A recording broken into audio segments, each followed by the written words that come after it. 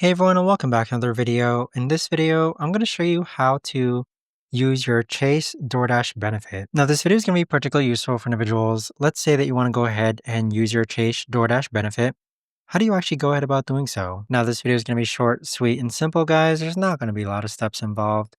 So the first thing that you want to do is log on to DoorDash. Then click on your profile, then click on settings. Then you want to go ahead and click on manage DashPass. So this is where you're going to be able to enter your Chase Sapphire Reserve information so that you can get your DashPass or Chase benefit. Additionally, if you go ahead and go back, and then let's go ahead and add an item to our cart. So we're just going to add this, then we're going to click on add to order, then click on view card, and then click on continue. Now, before you actually check out, go ahead and scroll down. You're going to see that there's a Chase monthly benefit.